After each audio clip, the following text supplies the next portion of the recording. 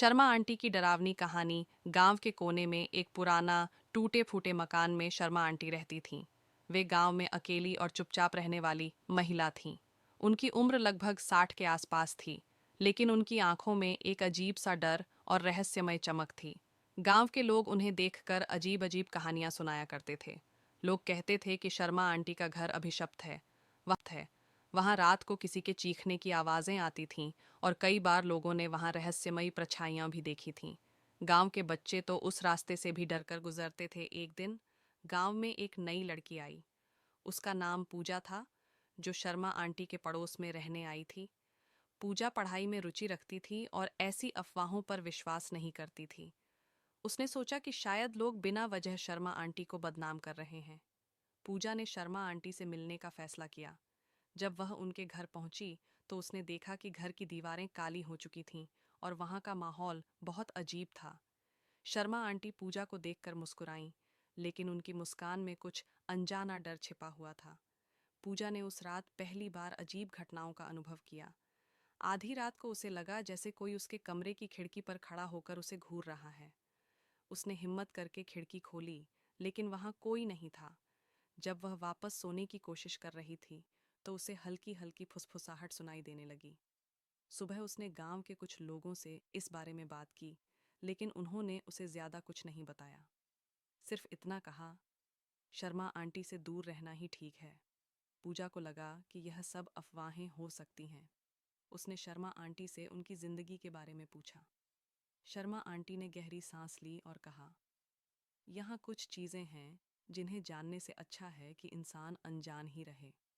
लेकिन पूजा को यह जवाब संतुष्ट नहीं कर पाया। उसने फैसला किया कि वह खुद सच्चाई का पता लगाएगी। एक रात पूजा ने शर्मा आंटी के घर की जांच करने का फैसला किया। वह चुपचाप उनके घर में घुस गई। वहां का माहौल बहुत डरावना था। उसने देखा कि एक कमरे में कई पुरानी तस्वीरें थीं।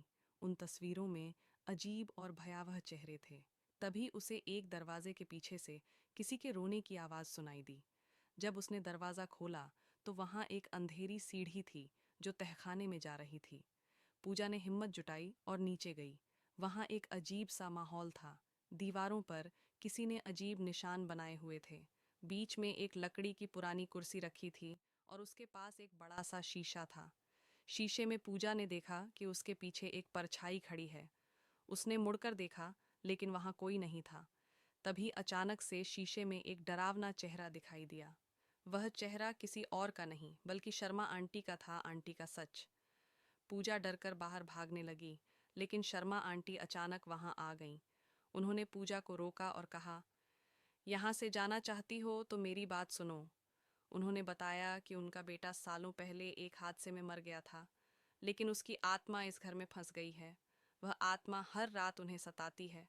लोग जिस चीख और रहस्यमय परछाइयों की बात करते हैं, वह सब उनके बेटे की आत्मा का काम है। पूजा ने शर्मा आंटी की मदद करने का फैसला किया। उसने पंडित जी को बुलाया और घर में पूजा करवाई। लेकिन जैसे ही पूजा शुरू हुई, घर में अजीब घटनाएं होने लगीं।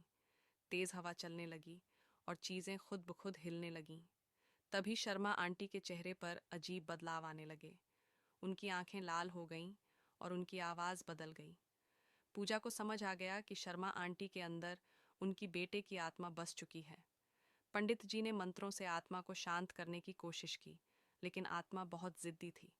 आखिरकार बहुत मुश्किल के बाद आत्मा को वहां से मुक्त किया गया।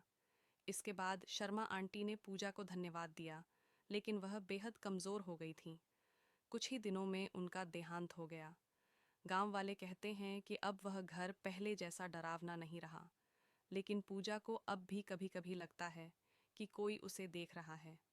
शायद शर्मा आंटी का बेटा अब भी अपनी माँ की तलाश में भटक रहा है।